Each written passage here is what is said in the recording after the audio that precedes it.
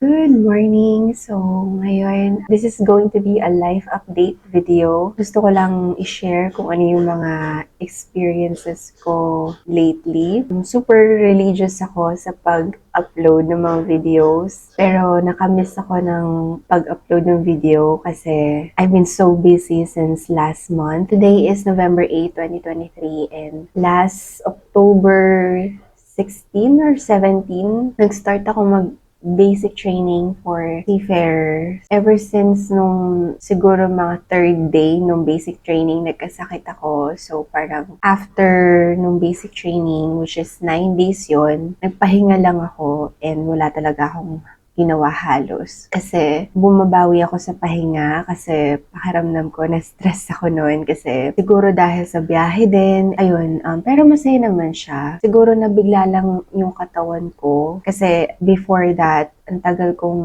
natenga sa bahay eh. So, ayun, siguro nabigla yung katawan ko kasi nung second day nung training is nag-swimming agad kami. So, ayun, parang feeling ko dahil sa tagal kong walang physical activity na ginagawa, tapos bigla akong nag-swimming, parang feeling ko doon nagsimula yung sakit ko. So, nagkaroon ako ng lagnat, nagkaroon ako ng ubo at sipon. And parang ngayon lang ako nakaranas ng ubo na super tagal. Like ngayon, siguro pang third week na to, inuubo-ubo pa rin ako. Parang ang feeling ko iba yung boses ko ngayon eh. So, ngayon, medyo maganda na yung pakiramdam ko. Parang feeling ko today is a good day para mag-start maglinis-linis and also makapag-reset din. As you can see, ang dami kong kailangan tupiin na damit and also kailangan ko rin mag-edit ng mga videos kasi yun nga, nahuli na ako sa schedule ko pero pagpapatuloy ko pa rin tong pag-YouTube ko. So, ano yung experience ko doon sa basic training?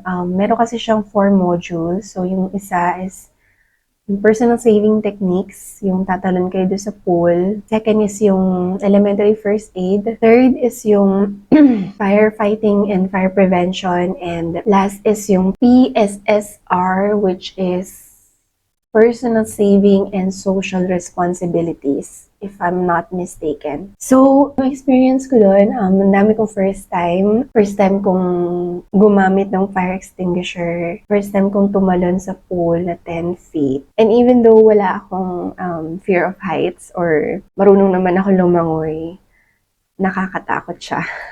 And, ayun, marami kang matututunan. And hindi lang yun, parang nung nag-basic training din ako sa United Nations, nag-boarding house din ako, pero sa Quezon City. Natuto rin ako maglaba. Daming first-time experiences in the last week. So, masaya na marami kang natututunan na bago and may mga bago kang nakikilala, mga tao, mga friends. Kasi before that, wala ako masyadong friends na seaman or seafarer kasi wala talaga sa pamilya namin ng nagsi-seafarer. So, ayun. So, I'm so thankful na may mga nakilala akong mga aspiring din na gusto maging seafarer and yun, it was a good experience. Pero siguro ang advice ko lang sa mga magbe-basic training is maghanda kayo physically, mentally kasi ako parang feeling ko nabigla ako.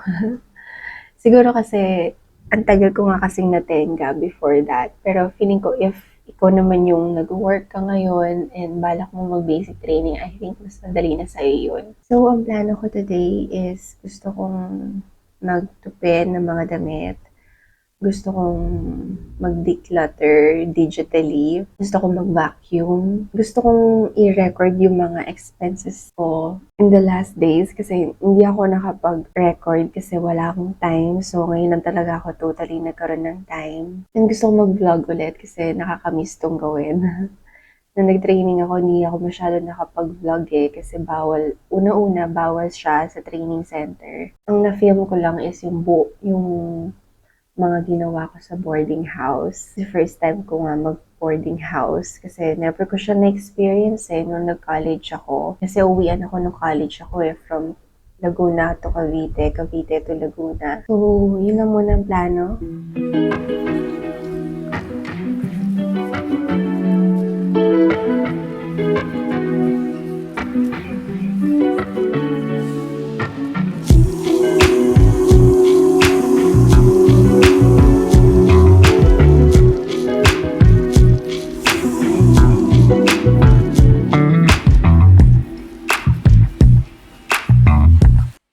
morning! So, today is the next day. Hindi na ako masyado nakapag-film nung hapon na kahapon. That is because natulog lang ako ulit. Like, ang takaw ko sa tulog lately. Probably because hindi pa ako totally magaling sa sakit ko. Like, siguro mga 2 weeks na or more than 2 weeks na tong sakit ko. Inuubo na lang naman ako pero medyo sumasakit pa rin yung dibdib ko dahil sa ubo. Time check, it's now 10:10 in the morning and may mga nagawa na naman ako. Like, nakapag-vacuum na ako, nakapag-delete ako ng mga emails, na sobrang tambak na ng mga emails ko. Mga ano lang naman yon, mga emails dahil nakasubscribe ka. So, nag-unsubscribe na ako para it won't bother me anymore. Ngayon, mag-edit na ako ng video which is matagal ko na hindi nagagawa. And parang feeling ko kasi every time na may gagawin akong something na physical or something strenuous, parang gusto kong matulog next.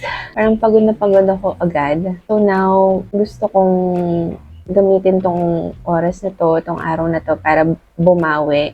Like, gusto ko marami akong matapos. Marami din naman ako ng mga natapos kahapon, kaya lang hindi ko nagawa lahat kasi nga parang pakaramdam ko gusto kong matulog lagi. And what's weird is hindi naman ako nagpuyat pero parang ang tagal pa rin ng tulog. So, mag-start na akong mag-edit ng video. Ito na talaga. Mag-edit na ako ng video and hopefully abangan nyo yung mga susunod kong vlog.